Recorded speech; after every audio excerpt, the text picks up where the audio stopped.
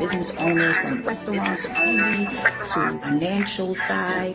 We are looking for it all. Our second guest of the night, y'all, I had an opportunity to chat with her one-on-one. Let me tell you something. God knows what you need at the time that you need it. She is a prayer warrior. She's an author. She's a coach. Y'all give 3 rounds up for this one that's coming in the building. I hope I'm saying Alisa White. Alisa White. Yes, Alisa White. Welcome. It's so exciting. Oh, I love this show. I love your energy. I love you guys' energy. So empowering, uplifting, motivating. It's go time. I love it. Yes. We are so excited, y'all. Look, little back history. She was supposed to be here a little while ago, but she took sick. She had to take a rest. So I said, okay, no problem. We're going to get her on this show. And I'm so glad. I'm so glad that she's here because she has so much to offer, y'all. I'm telling you, when she opens her mouth, it's like fire that come out of that thing. You hear what I'm saying? And y'all know I'm saying that about too many folks. So you know exactly. This is what it's gonna be. So y'all sit back and buckle up just a little bit, okay? It's about to get real. So we're gonna kick this interview off. We're gonna start with Miss Hubbard and let her kick it off. Nice to meet you, Hubbard. Nice to meet you too, dear. How are you this evening? Very well. It is 3:30 here in Arizona, so the sun is up. We've got some warm Florida-like weather, which is unheard of. We went from right into summer. We went from winter right into summer, but we're blessed. We're taking it all in. I think I'm going to hit the pool after this conversation. Okay. Cool down a little bit, huh? Yes. Okay. Tell us a little bit about yourself, please. So, everyone, my name is Alisa. I have a lot of titles and things that I get to do to serve or posts that I hold. But most of all, I am a humble servant of God. And I believe that I was put on this earth to help people, particularly women, discover and live their purpose, live in fullness, live in abundance. And so the platform I serve on through my business, which is Fulfillment Empowerment Network, I am a coach, speaker, and trainer certified by the John Maxwell team.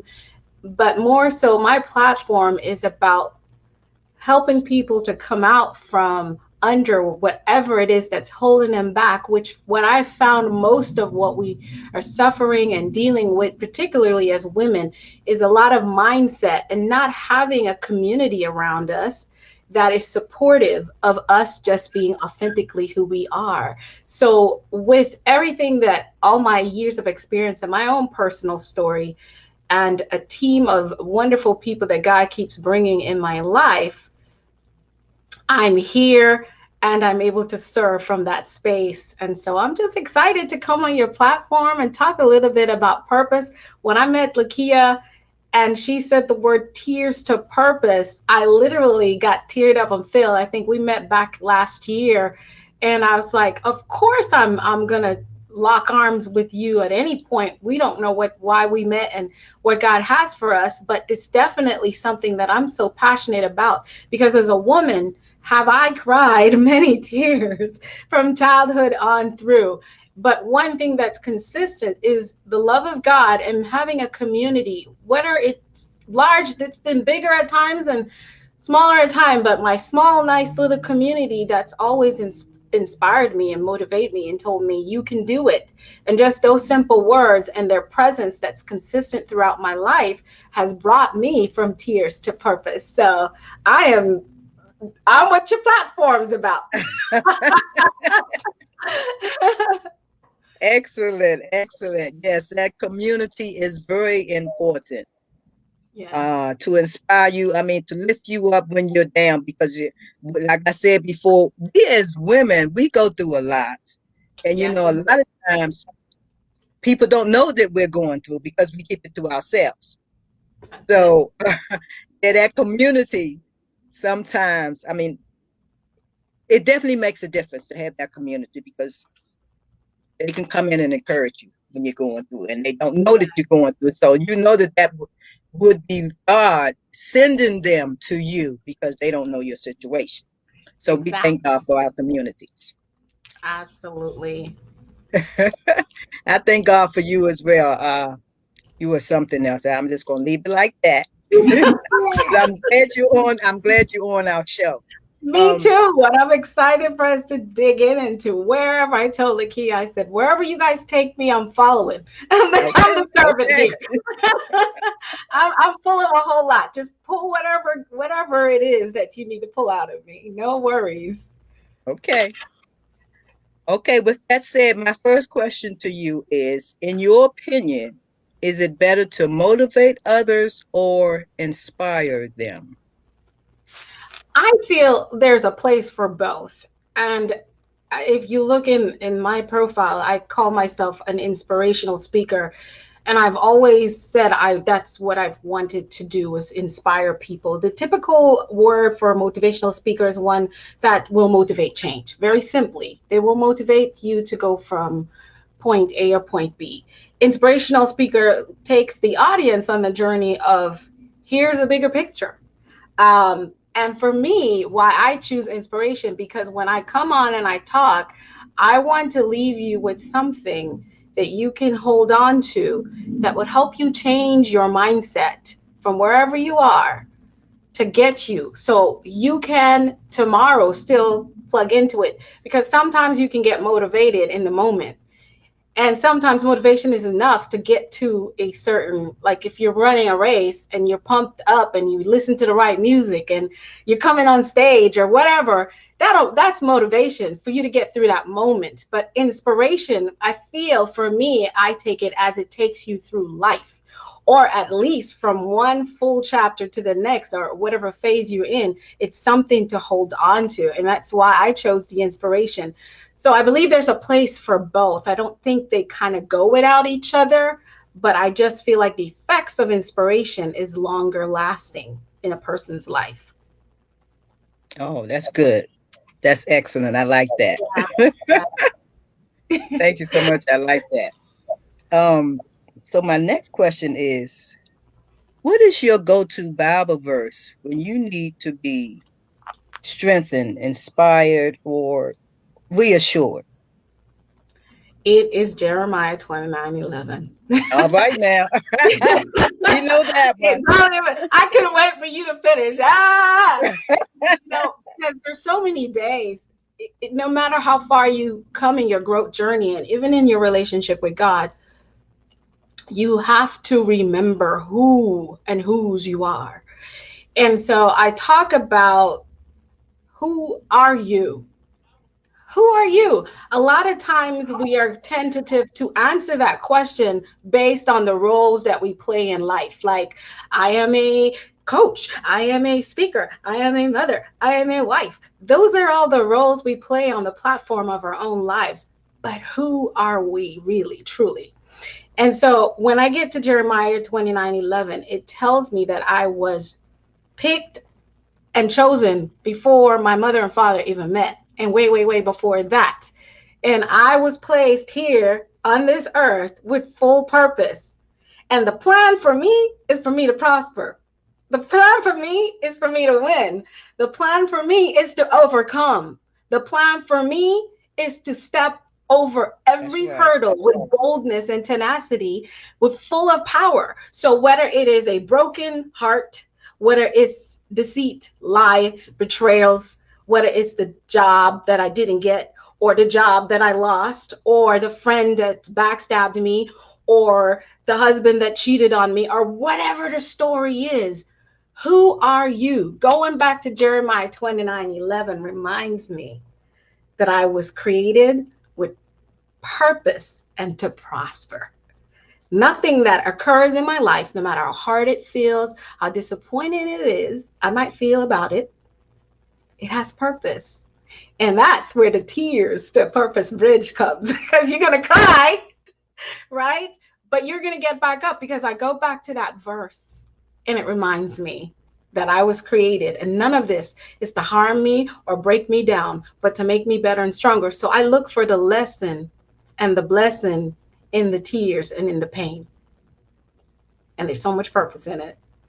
So much purpose in it. That's so good. That's so good. You said a mouthful. You didn't ask for all that, but I told you I was going to serve.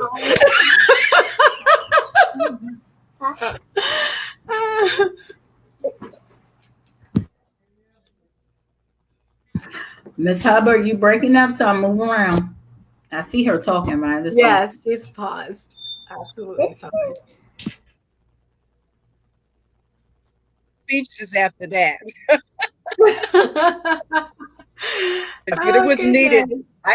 I'm trying to tell you. Thank you so much. It was needed. You're good. Yes. So my question would be, what was a pivotal moment that made you decide to be a life coach? Because, you know, we had this conversation. Everybody's a life coach. Right? Everybody. It was needed. I appreciate that. Absolutely. We can get, I mean, that is something that is so common now. And so for me, I did never really sit down and decide I wanted to be a life coach.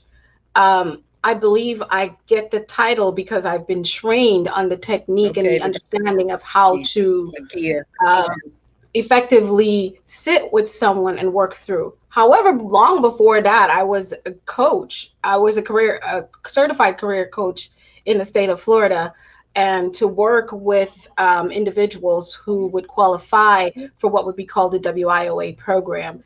And so I really grew up saying I wanted to be a psychologist, and I still am in that pathway, but I'm always going to come back to coaching. And why would I choose that instead? I'll tell you what, as a coach, I get the opportunity to sit with someone in the moment and pull out what's inside of them and help them to charter a roadmap and pour in tools to get from where they are to where they're desired to be. For me, it's where they can take what they were created to do, which is their purpose, and plug that into the necessary areas of their lives. Like I say, career, in your relationships, in your job, because I'm also a certified leadership coach. So I really came into this arena with the name and title and the training and certification as coach. But really and truly, like I shared just a few weeks ago, I am a teacher at heart. And I really want to help people overcome and live in peace and abundance and in fulfillment. And so I get to use that platform and share when I work with individuals one-on-one or in a group. It's coaching. The thing about it is what I learned as I spoke earlier about having a village or a community is while a lot of things that I was given and planted, I thought everyone in the world was getting a mother that talks to you and believes in you and encourages you, motivates you, and holds you accountable. I thought that was normal. I thought when someone had a mother, they had that.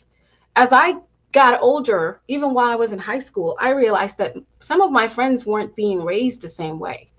They would much rather hang out with my family because of the nurture and what my mom was putting into them.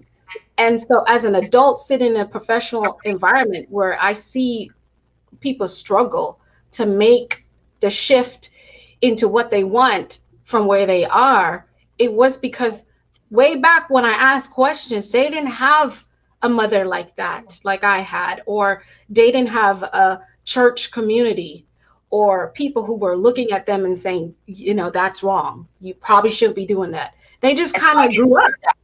And so when you come into this arena, and I say I take that name and title and training as a coach, it was for people just simply need someone to believe in them and remind them of who they are, why they were created, and to be there with them. And so it's not as common as we think it is. We take it for granted, some of us, because it was so natural in our environment, but a lot of people don't have that. So when I realized that through coaching, I can be that person for someone, why not? Because as simple as a task it is, it's not everybody has access to it. And even though I have a business practice, I think more or less everywhere I go, even when I'm not in a leadership role, even when I'm quiet and I'm a follower, I'm still there to provide that same kind of, I believe in you. You can really do it. Here is what I learned. What can we come together and do to go from here to there? So that's why I became a coach. And I'm not functioning in the role of a therapist. So good. That's a good breakdown. That is really a good breakdown, because sometimes when I hear about, the different variety of how many coaches that we actually have in this world, in this society, it's just like, what is the difference between everybody? And I know some people ask that question, but I like how you broke that down, because I get a lot of that.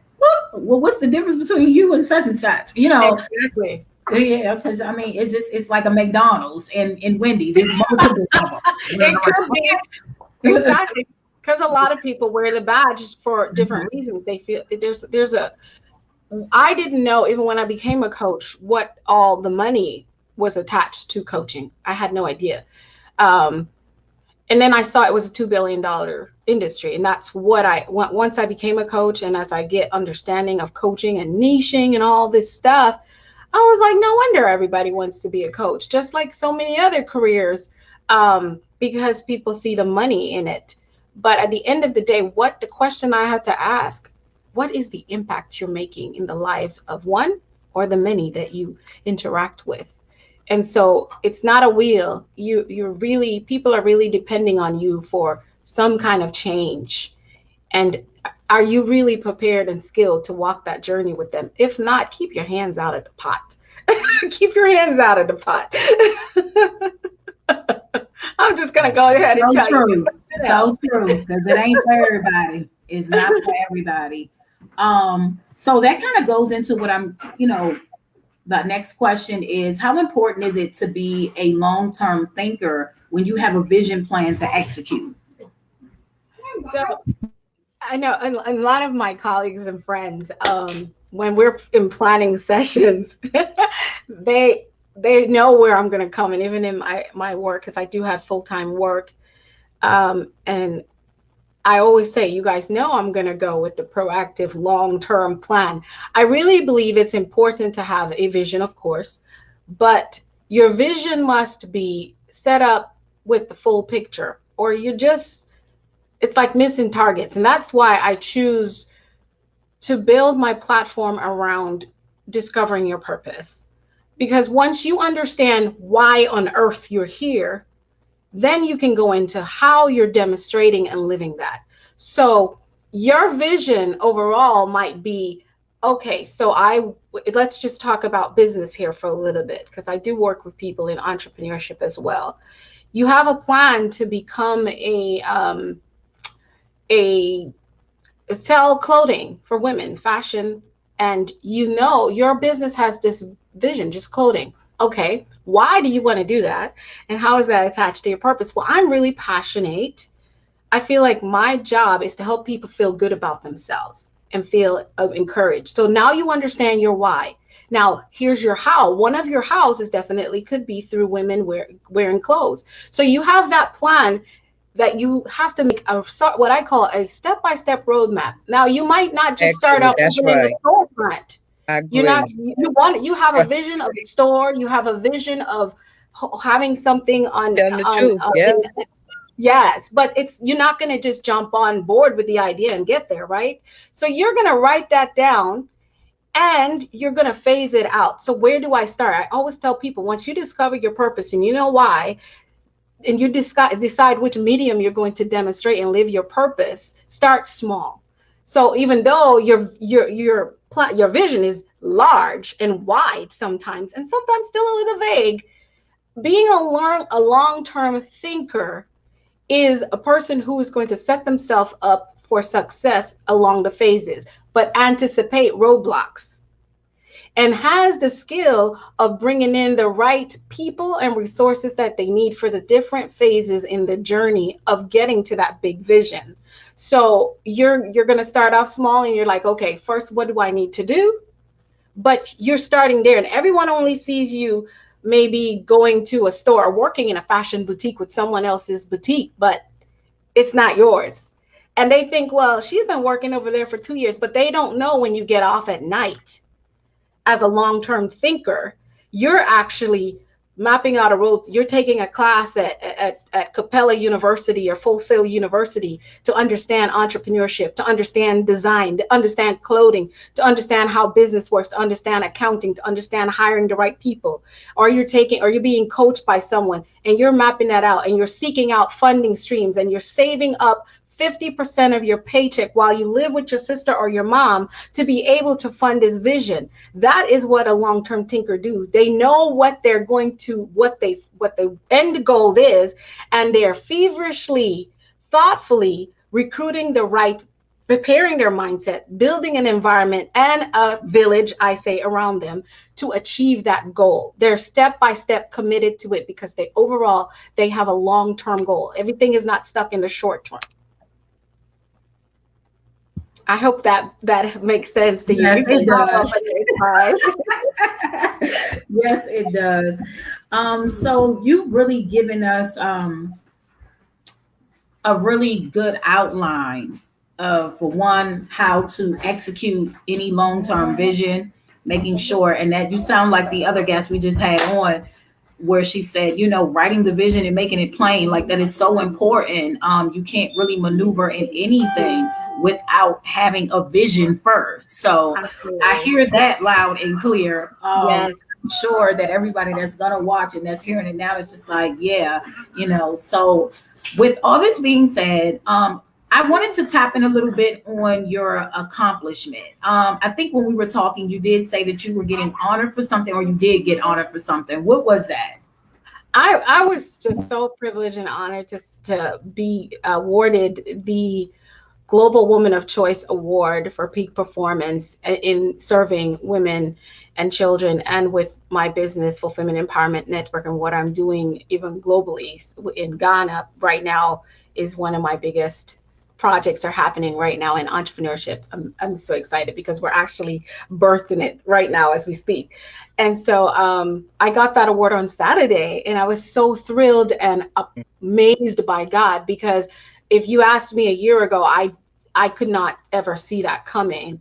I was nominated, and then I accepted the nomination, and people voted. And so I among some of the most courageous women who brought people out of war zones, and women who are body positive models in their 50s, and just some trailblazers that are, for me, deserve a Nobel Peace Award that I was sitting and being awarded with. So that for me is humbling, and it helps expand and take the vision and message that God has given me in a more global perspective. And I'm just so honored and amazed. I was like, what? And my family were sitting there with me, and we were laughing. I was like, as the profile of the women who were in the different categories were being read, I'm like, how did I end up here? Because I did not bring anybody out of a war zone.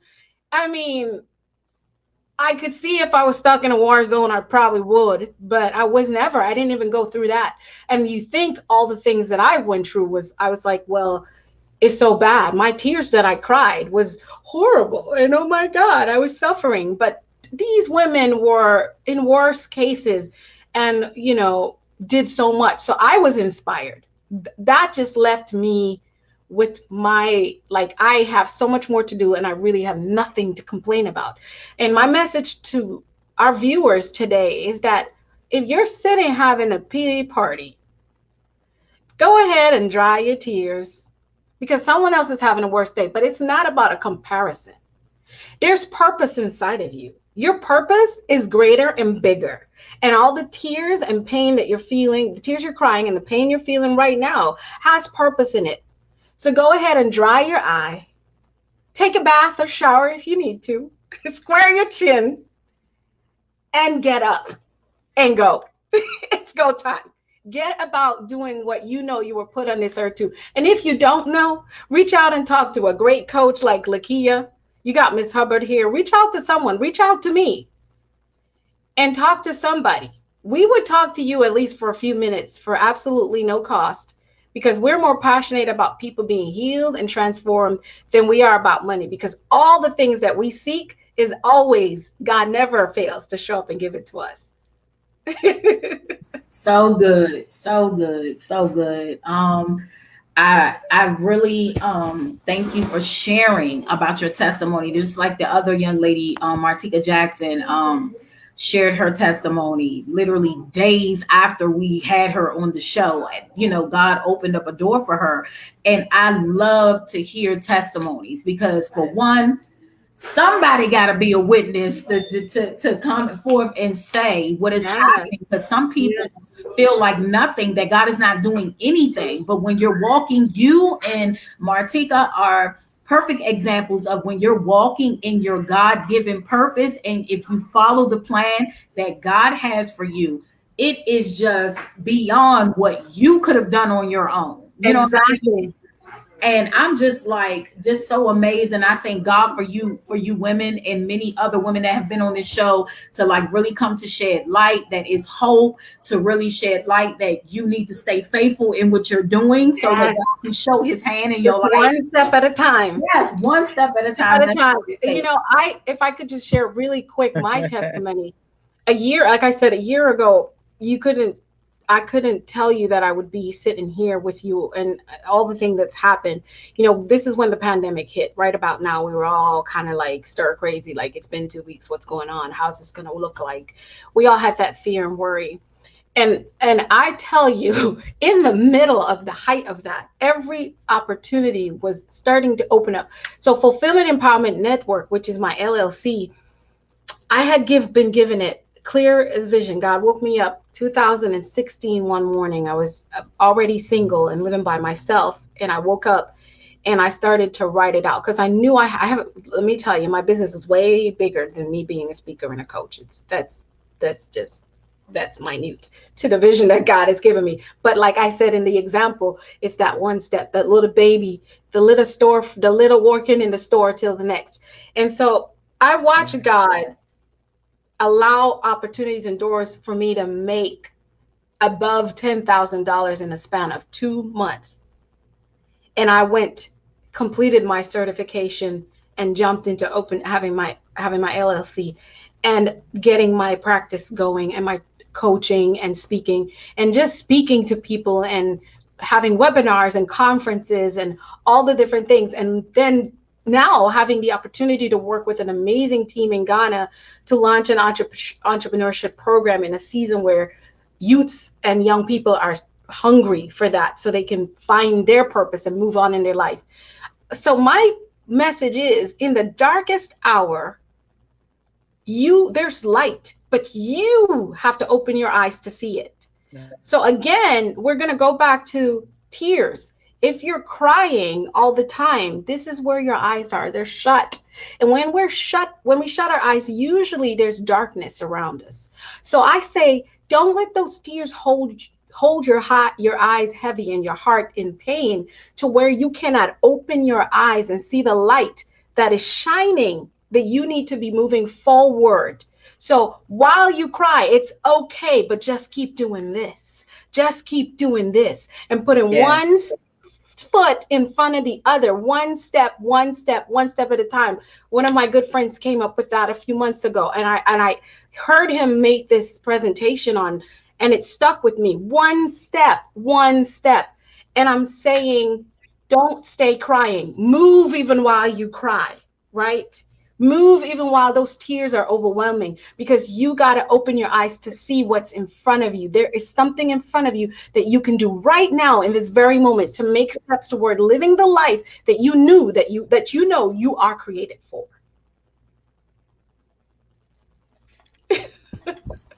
So good, so good. All I know is somebody needed to hear that. Somebody needed to hear it. I feel it. So thank you for being obedient to release hear what God has given you through out of your story, out of your mouth. Somebody is literally going to eat this today. Absolutely. It's your so time. She said it. Somebody said it is what they saying. Somebody said it, right? Right. Yes. So why don't you go ahead and tell everybody how they can connect with you, how they can find you, because I know after this, they are definitely going to want to do that. Yes, and you should, because we've got some exciting things coming up. Listen, go to my website. Is the hub for everything I do. It's alisawhite.com. That's ALISAWHY. The Y is for you. TEWHYTE, alisawhite.com. I have a freebie for your viewers today. 21 days to changing your mindset. Soon as you get on my site, within 20 seconds, it's going to pop up. Nope, it's not a bug. Go ahead. You'll see my little face there. Once you see my face, that pop up, go ahead and subscribe to that and get that 21 days. It's an immediate download that I said to Lakia I would like to offer to you all. And then also just get my newsletter. If you are a woman in leadership, if you're a woman in transition, connect with me. I've got some exciting courses coming up too as well. On discovering your purpose, and then another one for women who have been betrayed or gone through divorce or been brokenhearted, and you just feel like you don't know where to start. Get in touch with me. You're going to want to get that course. We're going to have some good times healing and growing together. So plug in, and I'll see you guys on the inside of that. AlisaWhite.com. I'm also on Facebook, Alisa White. Instagram, you'll find me if you just put my name. I'm on all the platforms. Yes, so we truly have enjoyed tonight's show. We have enjoyed this fresh wind that came through here. Oh yes, you guys are awesome. Miss Martika, I appreciate you guys saying yes and coming on the show and blessing us with all you have to offer. So everyone that is watching right now, I pray that you utilize the resources that was brought before you on tonight from both ends of the world. Hear me, okay? Yes. I want you guys to continue to tune in. Go follow these ladies. Go support them in every capacity. This will not be the last time you will see them on any platform. I'm saying this. This will not be the last time that you see them on any platform. So catch them. Okay, these are really bona fide bosses, but they're bosses for God, though. They work for Him, and this comes later. You understand? Yes. So we thank you again for coming onto the show, and you guys, we are at our time. So if you didn't catch the show, go watch the replay, share it down your timeline to bless some of your family and friends. Again, I'm Elder Lakia Barnet. Yeah. My co-host Hubbard, and shout out to that's right. Yeah.